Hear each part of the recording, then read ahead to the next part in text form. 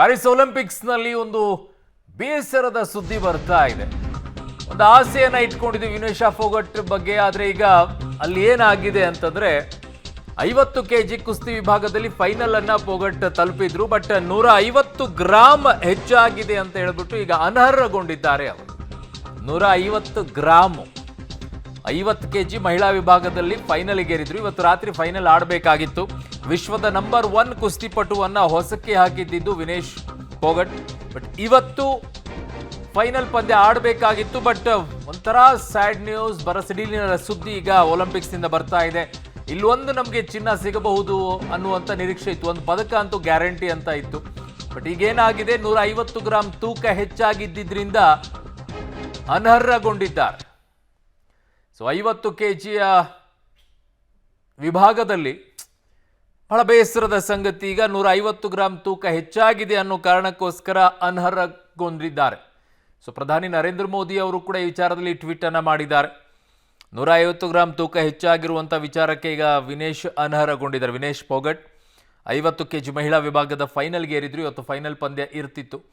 So ವಿಶ್ವದ number 1 ಕುಸ್ತಿಪಟುವನ್ನು ಹೊಸಕ್ಕೆ ಹಾಕಿ ಒಂದು ದಾಖಲೆಯನ್ನ ಮಾಡಿದ್ರು. ಸೊ ನಮಗೊಂದು ಆಸೆ ಇದ್ದಿದ್ದು ಇಲ್ಲೊಂದು ಚಿನ್ನ ಸಿಗಬಹುದು, ಇಲ್ಲ ಒಂದು ಪದಕ ಅಂತೂ ಗ್ಯಾರಂಟಿ ಅನ್ನೋದು ಇತ್ತು ಫೈನಲ್ ಪಂದ್ಯದಲ್ಲಿ ಇವತ್ತು. ಬಟ್ ಬಹಳ ಒಂಥರ ಸ್ಯಾಡ್ ನ್ಯೂಸ್ ಬರ್ತಾ ಇದೆ. ಅನರ್ಹಗೊಂಡಿದ್ದಾರೆ. ಕಾರಣ ಇಷ್ಟೇ, 150 ಗ್ರಾಮ್ ತೂಕ ಹೆಚ್ಚಾಗಿದೆ ಅಂತ ಹೇಳಿ. 50 kg ಮಹಿಳಾ ವಿಭಾಗದ ಫೈನಲ್ಗೆ ಏರಿದಂತಹ ವಿನೇಶ್ ಫೋಗಟ್ 150 ಗ್ರಾಮ್ ಹೆಚ್ಚಾಗಿದೆ ಅಂತ ಹೇಳಿ ಒಲಿಂಪಿಕ್ಸ್ನಿಂದ ವಿನೇಶ್ ಫೋಗಟ್ ಅನರ್ಹಗೊಂಡಿದ್ದಾರೆ. ವಿನೇಶ್ಗೆ ಸಮಾಧಾನಿಸಿ ಮೋದಿ ಟ್ವೀಟ್ ಮಾಡಿದ್ದಾರೆ. ವಿನೇಶ್, ನೀವು ಭಾರತದ ಹೆಮ್ಮೆ ಮತ್ತು ಸ್ಫೂರ್ತಿ, ನೀವು ಚಾಂಪಿಯನ್ಗಳ ನಡುವಿನ ಚಾಂಪಿಯನ್ ಅಂತ ಹೇಳಿ ಮೋದಿ ಅವರು ಟ್ವೀಟ್ ಮೂಲಕವಾಗಿ ಬೆಂಬಲಿಸಿದ್ದಾರೆ. ಮತ್ತೆ ಪುಟಿದೆದ್ದು ಬನ್ನಿ, ನಿಮಗೆ ನಮ್ಮ ಬೆಂಬಲ ಇದೆ ಅಂತ ಮೋದಿ ಟ್ವೀಟ್ ಮಾಡಿ ಹುರಿದುಂಬಿಸುವಂತ ಕೆಲಸವನ್ನ ಮಾಡಿದ್ದಾರೆ. ಸಮಾಧಾನ ಪಡಿಸುವ ರೀತಿಯಲ್ಲಿ ಮೋದಿ ಅವರು ಟ್ವೀಟ್ ಮಾಡಿ ಹೇಳಿದ್ದಾರೆ. ಬಟ್ ಏನೇ ಸಮಾಧಾನ ಮಾಡಿದ್ರು ಕೂಡ ಆ ಒಂದು ಸಂಕಟ ಇರುತ್ತಲ್ಲ, ಇಷ್ಟೆಲ್ಲ ಬಂದು ಫೈನಲಿಗೆ ಬಂದು ತಲುಪಿದ ನಂತರವೂ ಕೂಡ ನಾನು ತೂಕದ ವಿಚಾರದಲ್ಲಿ 150 ಗ್ರಾಮ್ ಹೆಚ್ಚಾಗಿರೋ ವಿಚಾರದಲ್ಲಿ ಈಗ ಹಿಂಗಾಗೋಯ್ತಲ್ಲ ಅನ್ನುವಂಥ ಬೇಸರ ಒಬ್ಬ ಸ್ಪೋರ್ಟ್ಸ್ಮನ್ನಿಗೆ ಬಂದೇ ಬರುತ್ತೆ. ಇನ್ಯಾವುದೋ ವಿಚಾರದಲ್ಲಿ ಸೋಲನ್ನು ಹೇಗೋ ಮರೆತು ಬಿಡುವಂಥದ್ದಿರುತ್ತೆ. ಬಟ್ ಅನರ್ಹಗೊಳ್ಳೋದಿದೆಯಲ್ಲ ಒಬ್ಬ ಸ್ಪೋರ್ಟ್ಸ್ಮನ್ನಿಗೆ, ಅಯ್ಯಪ್ಪ, ಅದಕ್ಕಿಂತಲೂ ಇನ್ಯಾವ ಸಂಕಟವೂ ಕೂಡ ಬೇಕಾಗಿಲ್ಲ. ಅದು ಜೀವನ ಪರ್ಯಂತ ಕಾಡುವಂಥ ಸಂಕಟ ಅದು. ನನ್ನ ಸಹೋದ್ಯೋಗಿ ಈಗ ಶಬೀರ್ ನನ್ನ ಸಂಪರ್ಕಕ್ಕೆ ಸಿಗ್ತಾ ಇದ್ದಾರೆ. ಶಬೀರ್ ನೆಡಗುಂದಿ.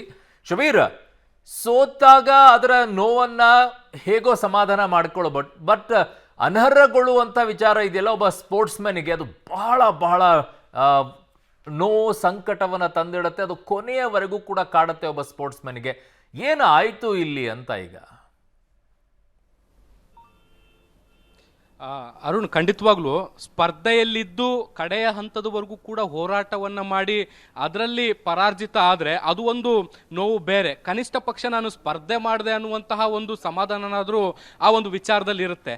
ಆದರೆ ಇಲ್ಲಿ ಗೋಲ್ಡ್ ಗೆಲ್ಲುವಂತಹ ಕಡೆಯ ಅವಕಾಶ ಫೈನಲ್ಸ್ಗೆ ಬಂದು ಸ್ಪರ್ಧೆ ಮಾಡದೆ ಹೊರಗುಳಿಯುವಂಥದ್ದು ಇದೆಯಲ್ಲ, ಅದು ಬಹಳಷ್ಟು ನೋವುಂಟು ಮಾಡುವಂಥದ್ದು. ಬಹುತೇಕ ಎಲ್ಲ ಭಾರತೀಯರು ಕೂಡ ಒಂದು ವಿಶ್ವಾಸವನ್ನು ಇಟ್ಕೊಂಡಿದ್ರು, ಕುಸ್ತಿಯಲ್ಲಿ ಈ ಬಾರಿ ನಮಗೆ ಚಿನ್ನ ಬರ್ಬೋದು ಅನ್ನುವಂಥದ್ದು.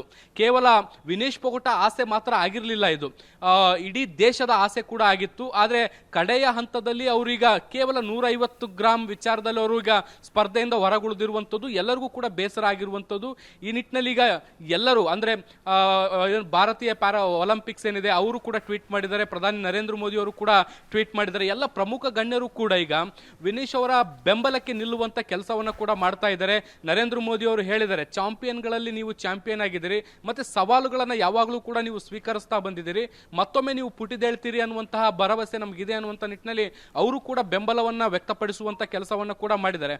ಕಡೆಯ ಹಂತದಲ್ಲಿ ಇದು ಹೇಗಾಯ್ತು ಅನ್ನುವಂಥದ್ದು ಈಗ ಸದ್ಯಕ್ಕಿರುವಂತಹ ಪ್ರಶ್ನೆ ಪ್ರಶ್ನೆ, ಸೆಮಿಫೈನಲ್ಸ್ವರೆಗೂ ಕೂಡ ಅವಕಾಶಗಳು ಸಿಕ್ಕು, ಫೈನಲ್ಸ್ಗೆ ಬಂದಂಥ ಸಂದರ್ಭದಲ್ಲಿ 150 ಗ್ರಾಮ್ ತೂಕ ಹೆಚ್ಚಾಯಿತು ಅನ್ನುವಂಥದ್ದು ಇದೆಯಲ್ಲ, ಇದು ಒಂದಿಷ್ಟು ಪರಿಶೀಲನೆಗೆ ಒಳಪಡಬೇಕಾದಂಥ ಅನಿವಾರ್ಯತೆ ಬರುತ್ತೆ. ಹೀಗಾಗಿ ಇದನ್ನು ಮುಂದಿನ ಹಂತದಲ್ಲಿ ಹೇಗೆ ತೆಗೆದುಕೊಂಡು ಹೋಗ್ತಾರೆ ಅನ್ನುವಂಥದ್ದನ್ನು ಕಾದು ನೋಡಬೇಕು.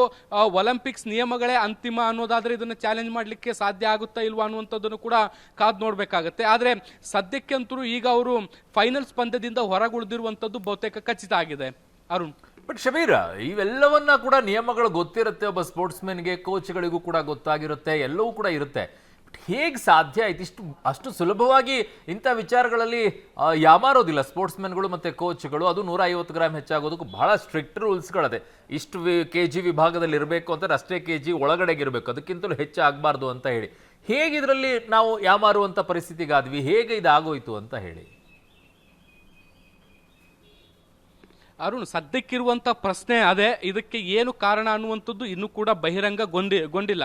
ಯಾಕೆಂದರೆ ಸೆಲೆಕ್ಷನ್ ಟೈಮಿಂದಲೂ ಕೂಡ ಅವರ ತೂಕದ ಮೇಲೆ ನಿರಂತರವಾದಂಥ ಗಮನವನ್ನು ಇಡುವಂಥ ಕೆಲಸವನ್ನು ಕೋಚ್ಗಳು ಮಾಡ್ತಾರೆ.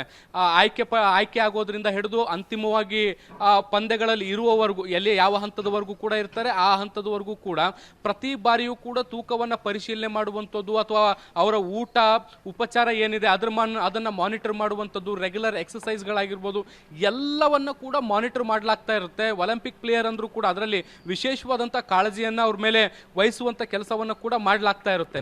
ಸೆಮಿಫೈನಲ್ ವರ್ಗೂ ಕೂಡ ಯಾವುದೇ ಸಮಸ್ಯೆಗಳು ಬರದೆ ಏಕಾಏಕಿ ಫೈನಲ್ಸ್ನ ಸಂದರ್ಭದಲ್ಲಿ ಈ ರೀತಿಯಾದಂಥದ್ದು, ಅದು ಕೂಡ 150 ಗ್ರಾಮ್ ಹೆಚ್ಚಾಗಿದೆ ಅನ್ನುವಂತಹ ಒಂದು ಏನಿದು ನಿರ್ಧಾರ ಇದೆಯಲ್ಲ, ಅದು ಒಂದಿಷ್ಟು ಪ್ರಶ್ನಾರ್ಥಕವಾಗಿರುವಂಥದ್ದು. ಎಲ್ಲಿ ಯಾವ ಹಂತದಲ್ಲಿ ಈ ಸಮಸ್ಯೆ ಉದ್ಭವ ಆಯಿತು ಅನ್ನುವಂಥದ್ದು ಇನ್ನೂ ಕೂಡ ಪ್ರಶ್ನೆಗೆ ಉಳಿದಿರುವಂಥದ್ದು. ಇದಕ್ಕೆ ಬಹುಶಃ ಮುಂದಿನ ಹಂತದಲ್ಲಿ ಏನಾದರೂ ಉತ್ತರ ಸಿಗಬಹುದಾ ಅನ್ನುವಂಥದ್ದನ್ನು ಕಾದು ನೋಡಬೇಕು. ಆದರೆ ಸದ್ಯಕ್ಕೆ ಈವರೆಗೂ ಕೂಡ ಅದು ಕುತೂಹಲವಾಗಿ ಉಳಿದಿರುವಂಥದ್ದು. ಸೆಮಿಫೈನಲ್ನಲ್ಲಿ ಬರದೇ ಇರುವಂತಹ ಸಮಸ್ಯೆ ಫೈನಲ್ಸ್ನಲ್ಲಿ ಯಾಕೆ ಬಂತೆ ಅನ್ನುವಂಥದ್ದು ಸದ್ಯಕ್ಕಿರುವಂಥ ಪ್ರಶ್ನೆ. ಯಾರು? ಓಕೆ ಶಬೀರ್, ನಿಮ್ಮೆಲ್ಲ ಮಾಹಿತಿಗೆ ಧನ್ಯವಾದಗಳು.